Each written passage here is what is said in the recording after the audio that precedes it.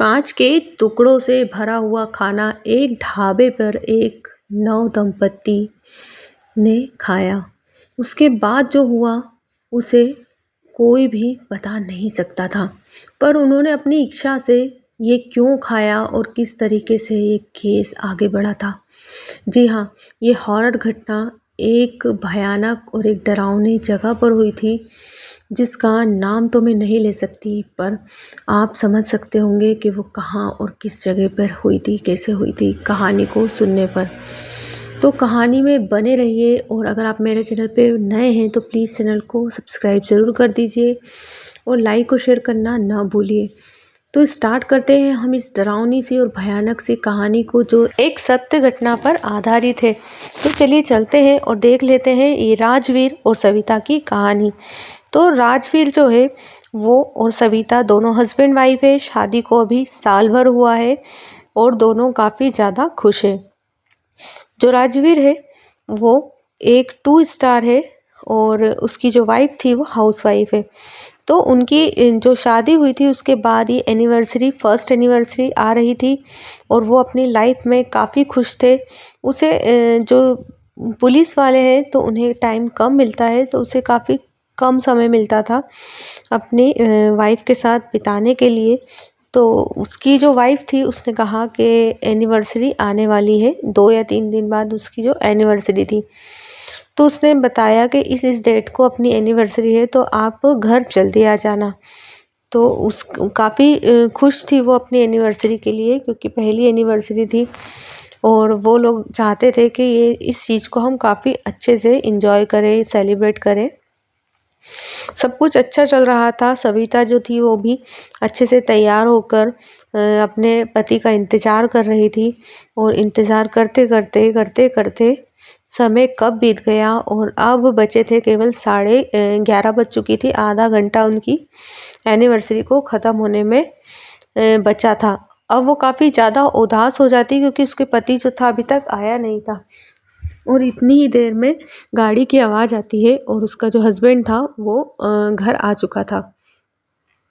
उसने देखा कि उसके पति आ चुके हैं, पर अब तो क्या आधा घंटा ही बचा है। तो उसका हस्बैंड बोलता है कि कोई बात नहीं, हम घूम आते हैं, चलो आधा घंटा अभी बचा है हमारी एनिवर्सरी को। वो काफ़ी माफ़ी मांगता है और सॉरी बोलता है। उसकी वाइफ जो रहती है वो काफ़ी समझदार रहती है, तो उसे माफ़ कर देती है।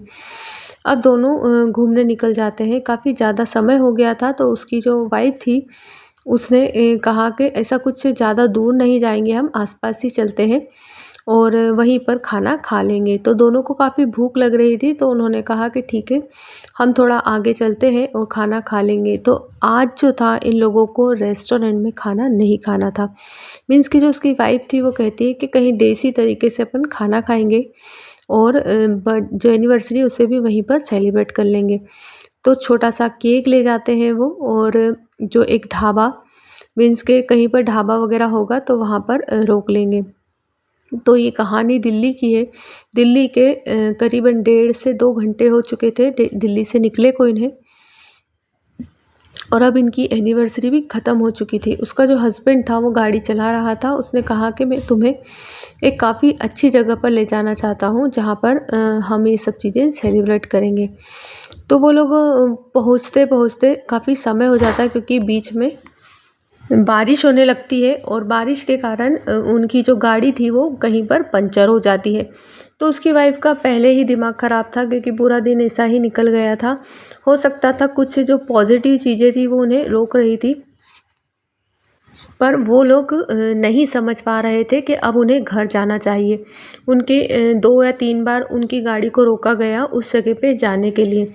पर जो उसका हस्बैंड था उसने कहा कि जो जगह मैं ले जाना चाहता हूँ वो बहुत यूनिक तरीके से बनी हुई है, और मेरा मन है कि तुम्हें वो चीज़ दिखाऊँ मैं। अब धीरे-धीरे ये लोग अपनी जगह तक पहुँच गए। फिर वो लोग देखते हैं कि वो जगह तो अभी क्लोज़ है, मीन्स के समय काफ़ी ज़्यादा हो गया है, पर वो जगह जो थी वो बंद थी। तो उन्होंने उसकी जो वाइफ़ थी वो चिढ़ के कहती है कि कहीं पर भी रुक कर हम खाना खा सकते हैं, अब आप इतनी ज़िद ना करें। तो उसके जो सामने की तरफ ही 2-3 ढाबे बने हुए थे, तो एक ढाबे पे ये लोग रुक जाते हैं और वहीं पर ये लोग कहते हैं कि यहाँ खाना खा लेते हैं। तो उसका हस्बैंड जो रहता है वो कहता है कि काफ़ी ज़्यादा वीरान सा लग रहा है, यहाँ पर कोई कस्टमर नहीं है और जो 2 ढाबे हैं जो आस-पास में हैं उसमें काफ़ी ज़्यादा कस्टमर है, तो हम वहीं खा लेते हैं, यहाँ पर नहीं खाते। वो नहीं मानती, वो कहती है कि आप शांति से यहीं खा लेते हैं, इतना समय नहीं है कि हम इतनी देर वेट करेंगे, इतने कस्टमर हैं उनके साथ। यहाँ पर कोई नहीं है, हम शांति से यहाँ पर बैठकर खा सकते हैं, क्योंकि समय भी काफ़ी ज़्यादा हो चुका था। रात की करीबन 1:30-2 के करीब बज चुकी थी, तो उन्होंने फटाफट से खाना ऑर्डर करा और खाना मँगाया। अब जैसे ही उन्होंने खाना ऑर्डर करा, जो ढाबे का मालिक था वही जो ऑर्डर लेने आया था, वही था एक, केवल पूरे ढाबे में वो अकेला ही था। उसने ढाबे में से ऑर्डर लिया और किचन में बनाने चला गया। फिर वापस से आता है और कहता है कि यहाँ कोई भी आए, आपको पहले ही कह रहा हूँ कि यहाँ पर कोई भी कस्टमर आता है तो आप उससे बात नहीं करेंगे। तो वो जो दोनों थे वो एक दूसरे का मुँह देखते हैं और कहते हैं ऐसा क्यों कह गया ये अंदर, और अब ये खाना बना रहा है, अच्छे से बघार लगाने की आवाज़ आ रही है, सब चीज़ों की आवाज़ आ रही है, मतलब खाना प्रॉपर बन रहा है। पर ये ऐसा क्यों कह के गया कि यहाँ पर कोई आकर बैठे तो तुम लोग को बात नहीं करना है। वो दोनों एक दूसरे को देखते हैं। उसका पति कहता है कि क्या हम फँस तो नहीं गए यहाँ पर? उसकी पत्नी कहती है कि अपना दिमाग ना लगाइए, पहले ही देर हो चुकी है, अपन खाना खाते हैं और घर निकलते हैं। आज आपने ज़्यादा ही स्टन कर लिए हैं। उस थोड़ा-सा बकबक करती है और फिर वो चुप हो जाती है। इतनी ही देर में 2 या 3 मिनट ही हुए होंगे और एक काफ़ी ज़्यादा घायल अवस्था में एक आदमी आता है और उसकी पत्नी को गोद में ले रखता है। उसके सर से खून निकल रहा है, मुँह से खून निकल रहा है और वो औरत जो है वो पूरी ऐसी लटकी हुई है और वो लंगड़ाते हुए उन लोगों के पास से निकलता है और निकलते ही वो जैसे ही जाता है वो किचन में पहुँच जाता है।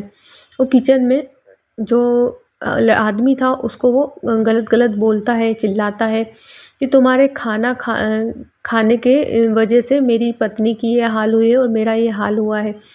तुम समझते नहीं हो, मैं तुम्हें छोड़ूँगा नहीं। इस तरीके से बहस करता है।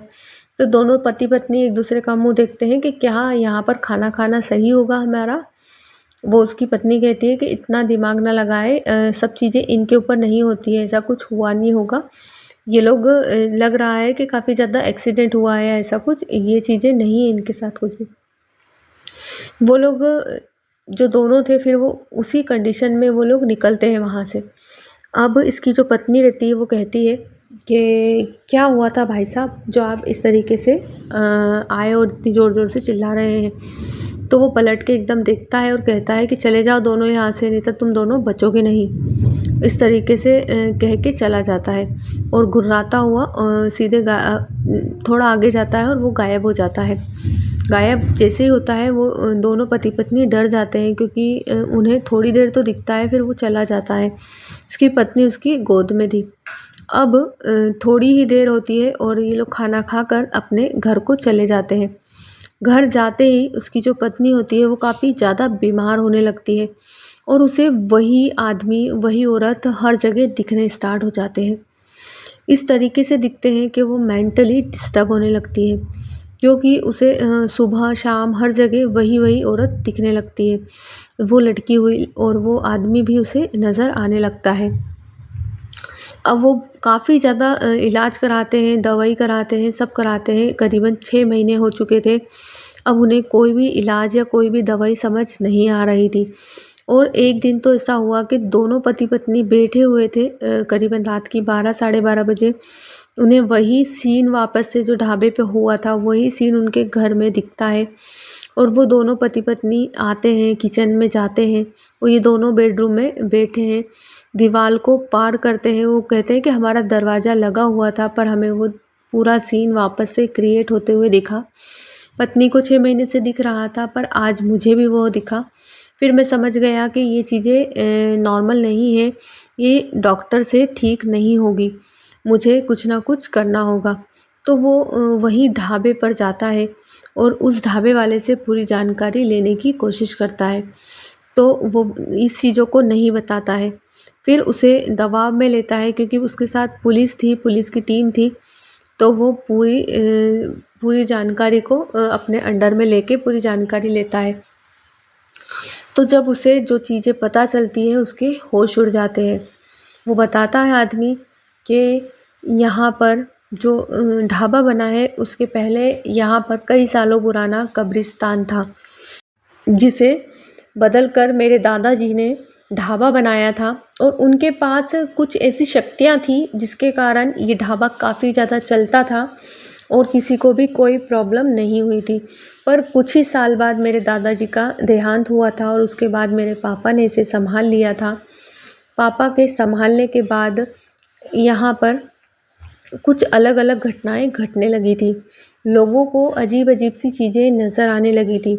उन्हीं में से एक नव दंपत्ति जिनकी शादी हुई थी और वो लोग यहाँ पर आए थे खाना खाने, और खाना खाने के लिए जो उनके लिए खाना परोसा गया था, उनकी सब्ज़ी के अंदर पूरे काँच के टुकड़े पापा के द्वारा डाले गए थे और पापा नहीं समझ पाए कि ऐसा किसने किया है और क्यों किया है।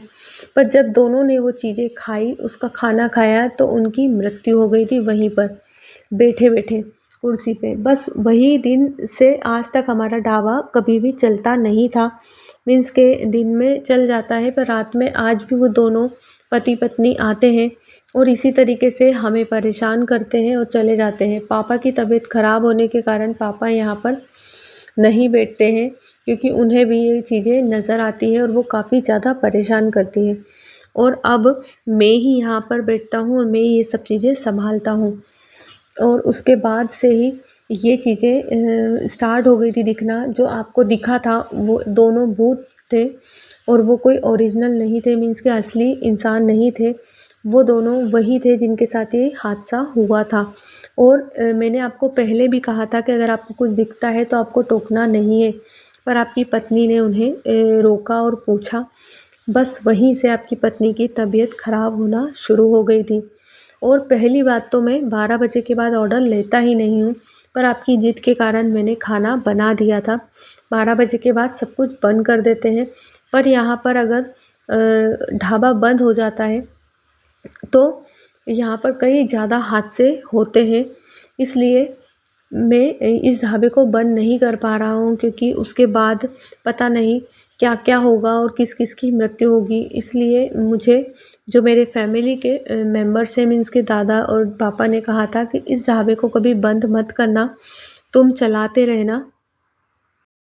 इसीलिए मैं इस ढाबे को अभी तक खोल कर रखा हूँ। मुझे पता है कि वो दोनों कैसे हैं, वो भूत मेरे पास आते हैं और मुझे डराते हैं, पर शायद मुझे डरा कर चले जाते हैं। अगर मैं इस चीज़ को बंद कर दूँगा तो कई लोगों को नुकसान कर देंगे ये लोग।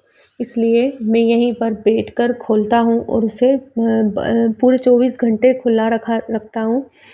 उसके बाद इसमें हादसे होना बंद हो गए थे जब से ये खुला था, क्योंकि ये पापा के बाद से बंद हो गया था। उसके बाद काफ़ी ज़्यादा हादसे हुए यहाँ पर और उसके बाद इसने फिर से खोला, तो उसके बाद ये हादसे होना बंद हो गए थे। बस केवल दिखते थे और मुझे डराते थे। पर फिर उसकी पत्नी को उन लोगों ने गुरुजी से कुछ इलाज करवाया, कुछ उपाय करवाए। उसके बाद उसकी पत्नी को भी ये चीज़ें नहीं नज़र आई, पर उसके बाद इन दोनों ने कभी भी उस ढाबे की तरफ पलट कर नहीं देखा। तो कैसी लगी आपको मेरी कहानी प्लीज़ कमेंट्स बॉक्स में बताइए और लाइक और शेयर करना ना भूलिए। Thanks for watching.